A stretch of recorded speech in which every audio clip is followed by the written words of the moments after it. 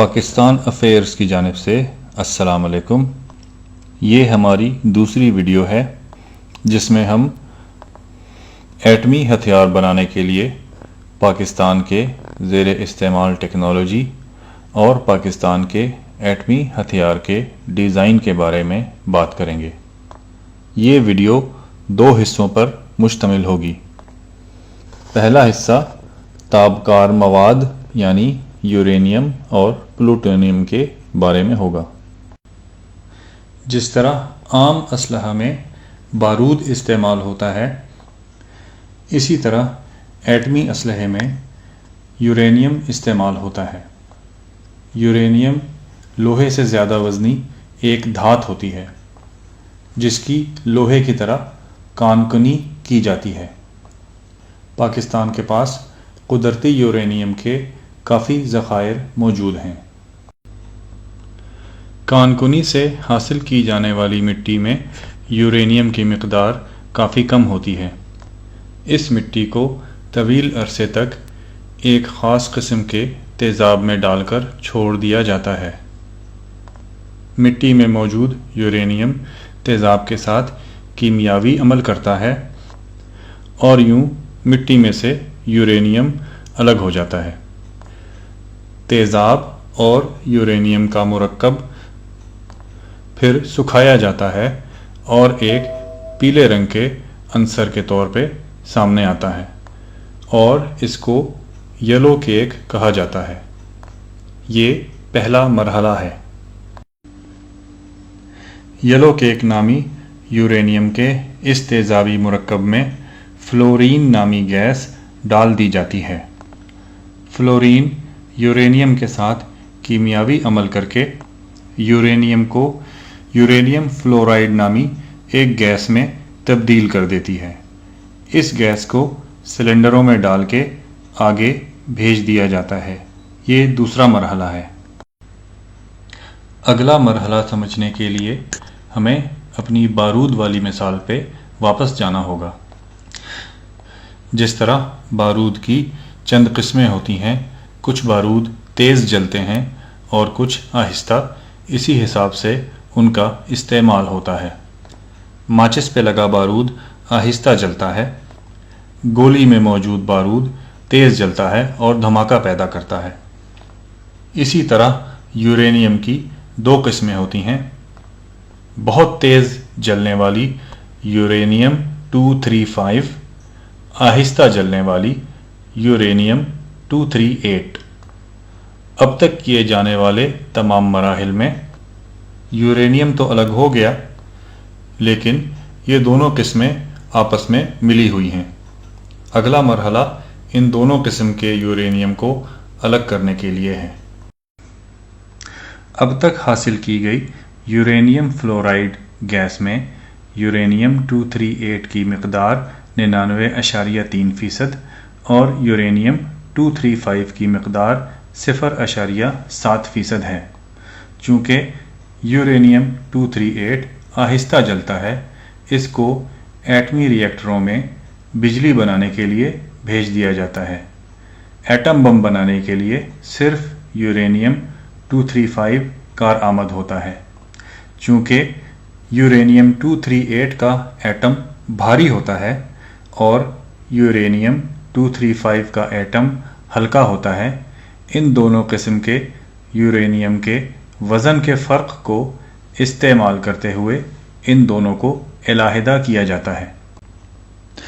अगले मरहले में यूरेनियम गैस को इस तरह के नज़र आने वाले एक कारखाने में भेजा जाता है। इन लंबी लंबी सिलेंडर नुमा मशीनों का नाम सेंट्रीफ्यूज है। सिलेंडर नुमा इन मशीनों में यूरेनियम गैस को 1 मिनट में 60,000 दफ़ा गोल घुमाया जाता है और यूं सेंट्रीफ्यूगल या मरकज़ गुरेज क़ुव्वत के ज़ेर असर भारी और हल्का यूरेनियम अलग अलग हो जाते हैं।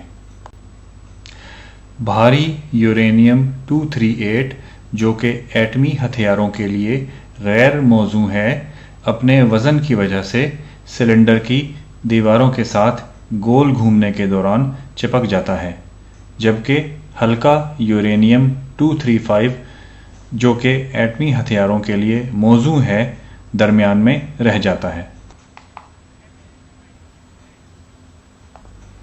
اس سارے عمل کو یورینیم کی افزودگی یا یورینیم انریچمنٹ کہتے ہیں۔ اس مشین کو ڈیزائن کرنا اور بڑے پیمانے پہ تیار کرنا ایک انتہائی مشکل کام ہے۔ یہی وجہ ہے کہ اس کام میں پاکستانی سائنسدانوں کو 10 سال کا عرصہ لگا۔ جیسا کہ پہلے ذکر کیا گیا، اگر اس مشین میں 1 کلو یورینیم گھمایا جائے تو اس میں سے صرف 700 گرام یورینیم 235 نکلے گا، جو کہ بہت کم مقدار ہے۔ اسی وجہ سے بیک وقت کئی مشینیں استعمال کی جاتی ہیں تاکہ یورینیم کی استعمال کے قابل مقدار حاصل ہو۔ سینٹریفیوجز کے ذریعے یورینیم 235 ایٹم بم میں قابل استعمال مقدار میں حاصل کرنے کے لیے بہت بڑی بڑی فیکٹریاں لگانی پڑتی ہیں۔ تصویر میں آپ کہوٹا ایٹمی پلانٹ دیکھ رہے ہیں۔ یہ فیکٹریاں فٹ بال گراؤنڈ کے جتنے سائز کی ہیں اور ہر ایک میں 10,000 کے قریب سینٹریفیوجز لگی ہوئی ہیں۔ مگر چونکہ پاکستان کا ایٹمی پروگرام کئی دشمن ممالک ختم کرنا چاہتے ہیں اور اتنے بڑے فیکٹریوں کی حفاظت مشکل ہے، اس لیے پاکستان اپنے ایٹمی ہتھیاروں کے لیے ایک دوسرے طریقے کے ذریعے بھی یورینیم حاصل کرتا ہے۔ یورینیم کو افزودہ کرنے کے اس دوسرے طریقے میں لیزر کا استعمال ہوتا ہے۔ یورینیم فلورائڈ گیس کو ایک خاص قسم کے آلے میں سے گزارا جاتا ہے اور اس کے اوپر ایک خاص طول موج کی لیزر چمکائی جاتی ہے۔ اس لیزر کے زیر اثر صرف یورینیم 235 کے مالیکیول میں ارتعاش پیدا ہوتا ہے اور صرف یورینیم 235 آیونائز ہو جاتی ہے۔ لیزر چیمبر سے گزرنے کے بعد ایک طاقتور میگنیٹ کے ذریعے یورینیم 235 کو جمع کر لیا جاتا ہے۔ یورینیم 238 جس پہ لیزر کا کوئی اثر نہیں ہوا آگے گزر جاتی ہے۔ سینٹریفیوجز کے مقابلے میں لیزر انریچمنٹ کا طریقہ کافی تیز ہوتا ہے اور اس کی مشین کافی کم جگہ گھیرتی ہے۔ کہوٹا میں لگی فٹ بال اسٹیڈیم کے سائز کی سینٹریفیوجز کی فیکٹریاں ہٹانا ممکن نہیں، لیکن پاکستان کی یہ لیزر آئسوٹوپ انریچمنٹ مشینیں ایک جگہ سے دوسری جگہ لے جائی جا سکتی ہیں اور ضرورت پڑنے پہ انہیں چھپایا بھی جا سکتا ہے۔ دنیا میں صرف چند ملک لیزر آئسوٹوپ انریچمنٹ کر سکتے ہیں، جن میں پاکستان بھی شامل ہے۔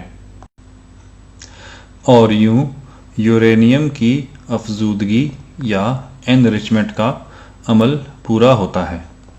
اس کے بعد یورینیم کی دونوں اقسام کو واپس دھات کی صورت میں ڈھال لیا جاتا ہے۔ ایٹمی ہتھیاروں کے لیے غیر موزوں یورینیم 238 میں 5% یورینیم 235 ملا کر ایٹمی بجلی گھروں کو بھیج دی جاتی ہے۔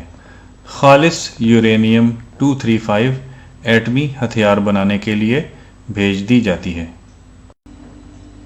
اس ویڈیو کے دوران ہم نے یورینیم 238 کا ذکر کیا، جو کہ ایٹمی ہتھیاروں کے لیے غیر موزوں ہے، لیکن ایٹمی بجلی گھر میں جل کر بجلی پیدا کرنے کے لیے استعمال ہوتی ہے۔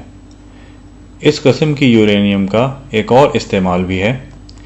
ایک خاص قسم کے ری ایکٹر میں، جس کو بریڈر ری ایکٹر کہتے ہیں، اگر यूरेनियम 238 को डालकर उस पे न्यूट्रॉन बरसाए जाएं तो ये एक दूसरे अंसर प्लूटोनियम में तब्दील हो जाती है और फिर प्लूटोनियम एटमी हथियारों के बनाने में इस्तेमाल होती है।